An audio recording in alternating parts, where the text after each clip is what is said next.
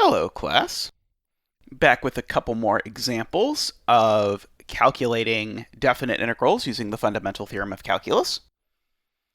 So you're definitely going to get used to these pretty quickly once you start doing them.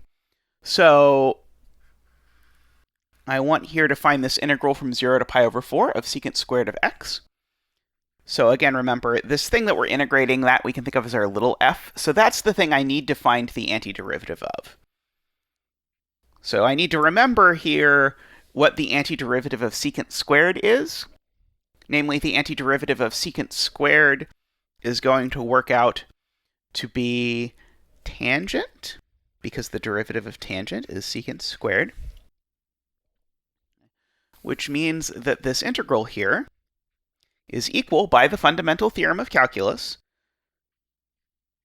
to big F of pi over 4 minus big F of 0, which is tangent of pi over 4 minus tangent of 0. Okay, so don't forget about your unit circles. And so tangent of pi over 4, you might recall that one is 1, or you can always look it up on the unit circle. Minus, and then tangent of 0 is 0. So this integral, in fact, is 1.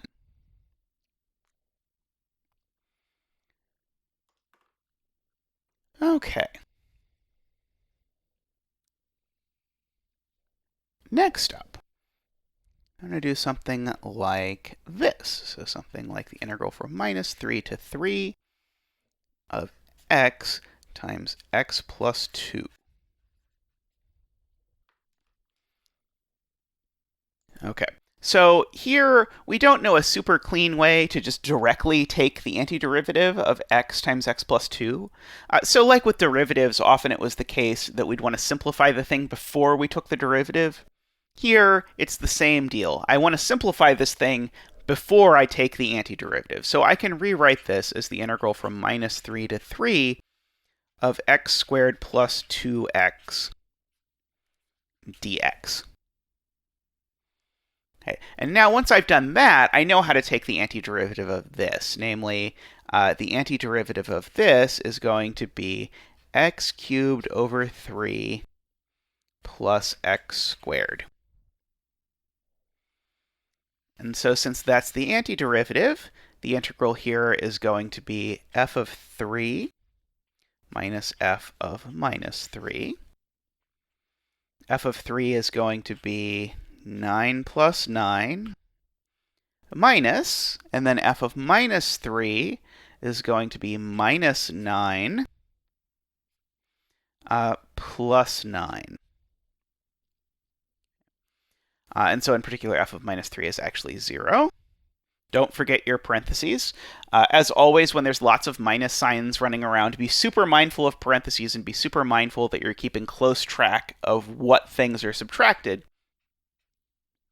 So when you do that, you will end up at the end of the day with just 18. That is this area. Next up, let's do the integral from 0 to square root of 3, 1 over 1 plus x squared dx. Here we need to find the antiderivative of this. And please remember, this is one of the derivatives of our inverse trig functions. So the antiderivative here happens to be arctangent.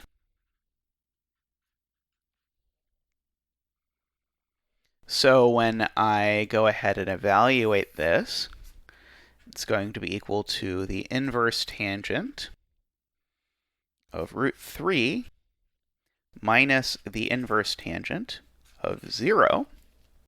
Okay, so the inverse tangent of root 3, remember that's going to be the angle in the appropriate quadrant whose tangent is equal to the square root of 3, which happens where sine is root 3 over 2 and cosine is a half, which I'm describing 60 degrees, or pi over 3, minus, and then inverse tangent of 0, that is 0. So this area is pi over 3. Please be mindful of this inverse tangent 1, and also remember if you come across this, which is the same thing as this, that this is the derivative of inverse sine. This is just an easy one to miss, and it's tempting to try and do some sort of ridiculous power rule thing here, but there is no way to figure out that this integral is inverse sine unless you know that the derivative of inverse sine is this. So just be mindful of that one sneaking up on you.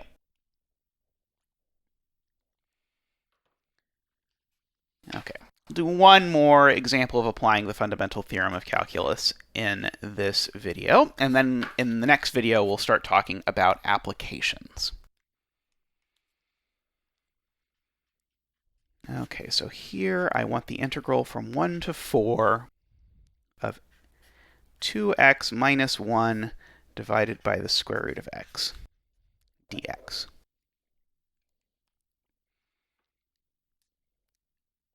And like you might guess, this is something we have to simplify before we have any chance of integrating it.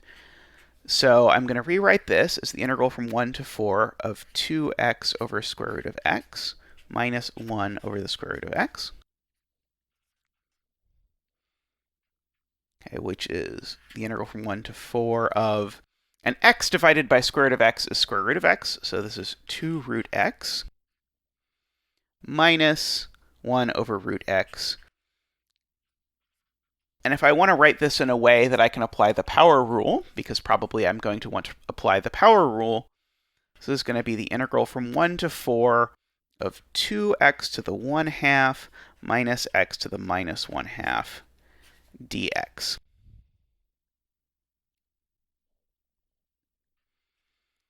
Okay, so now I apply the power rule. And so I'm going to show you a little bit of notation that we often use to simplify writing this down. Namely, I'm often going to write the antiderivative in the equation. So I'm going to write, okay, the antiderivative here is 2x to the 3/2 divided by 3/2 minus x to the 1/2 divided by 1/2. And so notice, this is my little f here. This is my big F. That's my antiderivative, but I've written an equal sign here. So as written, this is just a straight up lie. This is a number, this is some sort of function, so this is not right. Namely, I lost the limits. But what we do here is we stick a vertical bar and write the limits here. And so when you see this notation, this very specific weird notation,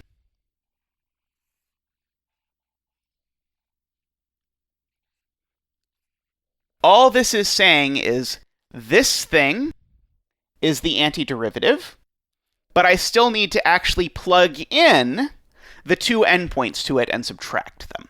So this is just a way of saving yourself a smidge of space when writing this down. Okay, so from there, I want to simplify this just a smidge.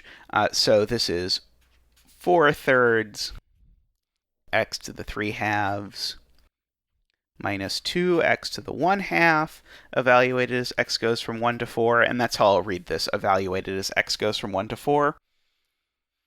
So now I'm going to plug in 4.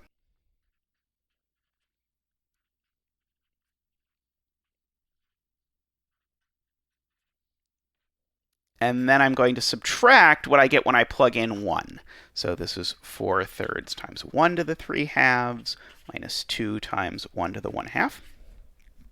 Okay, and so again, all this notation has done is remind us that the thing I want at the end of the day is my antiderivative at 4 minus my antiderivative at 1. And that's all I've written down here.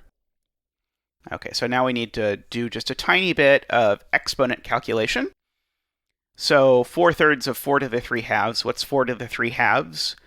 Remember, 4 to the 3 halves is 4 to the 1/2 cubed. 4 to the 1/2 is the square root of 4, which is 2. So that means this number is 8.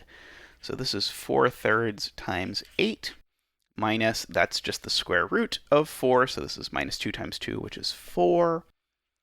Minus, and then 1 to any power is 1. So this is minus 4/3 minus 2. Okay, so this is 32/3 minus 4 minus 4/3 minus a minus 2, so plus 2.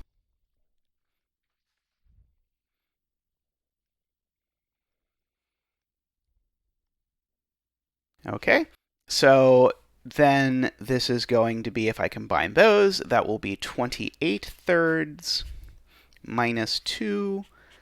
2 is minus 6/3, so this will be 28/3 minus 6/3, which will be 22/3.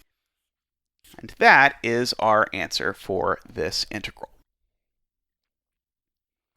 All right, we're going to wrap up for this time. Next time, we're going to be more explicit about using this to calculate specific areas. But until then, be well.